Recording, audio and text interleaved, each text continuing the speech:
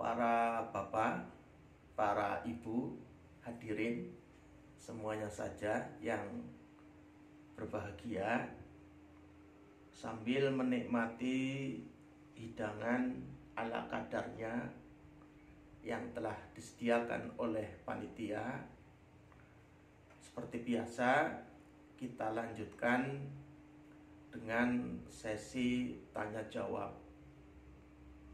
Untuk kesempatan kali ini ada pertanyaan yang masuk, yaitu bagaimana Rasulullah Sallallahu Alaihi Wasallam memotong kuku.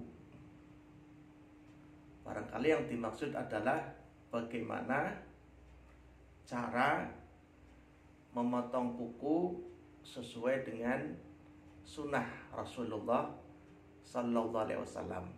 Ya, mungkin begitu ya. Ya, mungkin bagi sebagian orang memotong kuku itu adalah pekerjaan yang sepele, pekerjaan yang remeh-temeh, yang tidak akan berdampak apapun dalam kehidupan kita. Anggapan ini salah besar, karena sebenarnya cara memotong kuku yang sesuai dengan anjuran Rasul ternyata bisa membuat kita menjadi kaya. Ini mungkin baru dengar ini ya. Masa sih memotong kuku itu bisa membuat kita jadi kaya? Tapi memang kenyataannya seperti itu.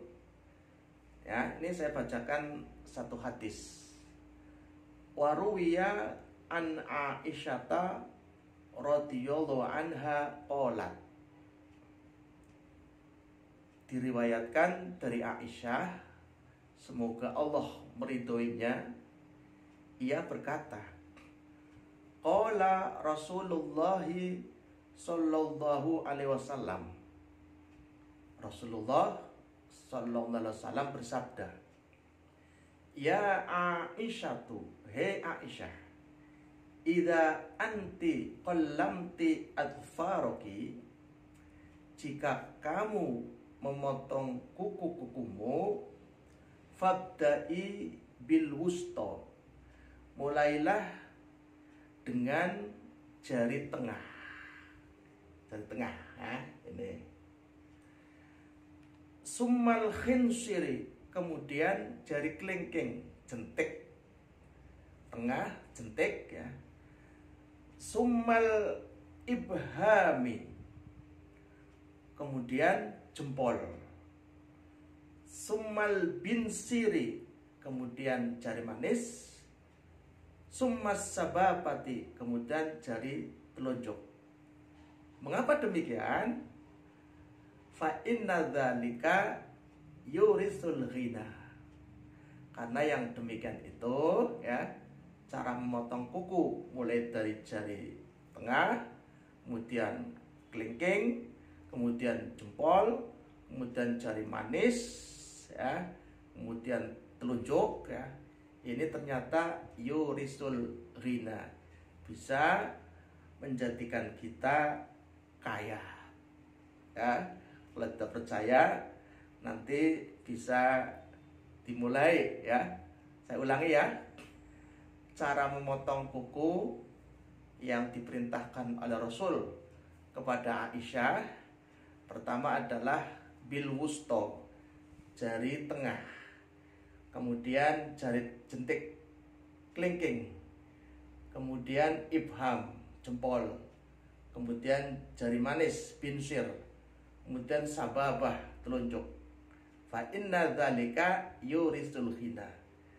Cara motong kuku yang seperti ini yurisul ghina, bisa menjadikan kaya.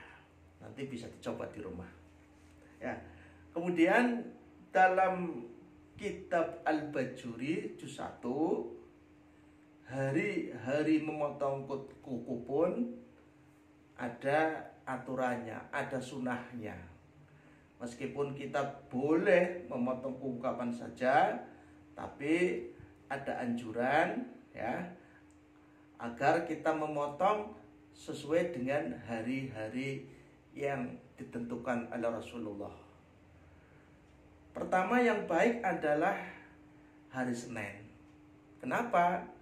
Karena hari Senin bisa mengakibatkan ilmu yang kita pelajari baik di pesantren maupun pondok lainnya itu bisa barokah. Kemudian yang kedua, hari Kamis. Karena pada hari Kamis kita bisa dilapangkan rezeki ya, bisa juga menjadi kaya juga. Kemudian yang ketiga adalah hari Jumat. Kalau kita sering memotong kuku pada Jumat, kita akan memiliki sifat welas asih, kasih sayang kepada orang lain. Adapun hari-hari yang selain itu dianjurkan untuk tidak dilakukannya. Karena apa? Contoh, hari Sabtu ya, kita motong kuku pada hari Sabtu bisa mengakibatkan kita itu suka makan. Ya, jadi orang yang suka potong kuku di Sabtu itu bisa menjadikan orang tersebut suka makannya banyak. Kemudian memotong kuku hari Ahad ya, itu bisa mengakibatkan hilang barokah dalam hidupnya. Nah, kemudian hari Selasa bisa mendatangkan kerusakan dan bencana. Hari Rabu bisa mengakibatkan seseorang buruk akhlaknya, buruk budi pekertinya. Kemudian sebelum memotong kuku juga kita dianjurkan ya, sebelumnya kita awali dengan membaca istighfar, astaghfirullahaladzim ya. Kemudian yang kedua, sholawat Nabi, Allahumma sholli ala sayyidina Muhammad. Yang ketiga, baca la ilaha illallah. Baru kita mulai memotong kuku. Coba tadi ingat nggak cara memotong kuku supaya kita menjadi kaya? Masih ingat? Lupa ya? Lupa. Pertama adalah jari usto. Yang kedua adalah khinsir itu jentik. Ini. Yang ketiga ibham, jempol. Kemudian keempat binsir, ya, jari manis yang sering kita pakai alih-alih. Kemudian yang terakhir adalah sababah, jari telunjuk. Ini. Kemudian hari-harinya diingat ya. Yang baik memotong kuku adalah pertama hari Senin, karena bisa menjadikan kita ilmunya barokah. Yang kedua hari Kamis agar kita dilapangkan rezekinya. Kemudian yang terakhir adalah hari Jumat. Saya ulangi lagi sebelum memulai motong kuku. Pertama tentunya bismillahirrahmanirrahim. Kedua astaghfirullahaladzim, Allahumma sholli ala Muhammad, selawat ya. Selanjutnya adalah la ilaha illallah. Baru kita memotong kuku. Itu ya jawaban saya. Mudah-mudahan jelas dan bisa dilaksanakan, diamalkan, karena sangat mudah sekali ya. Dan hebatnya itu kalau kita melakukan mengamalkan sunnah ini ya, perintah Rasul pada Aisyah, cara memotong kuku bisa menjadikan kita orang kaya. Amin ya rabbal alamin. Itu saja ya, mudah-mudahan bisa bermanfaat. Assalamualaikum warahmatullahi wabarakatuh.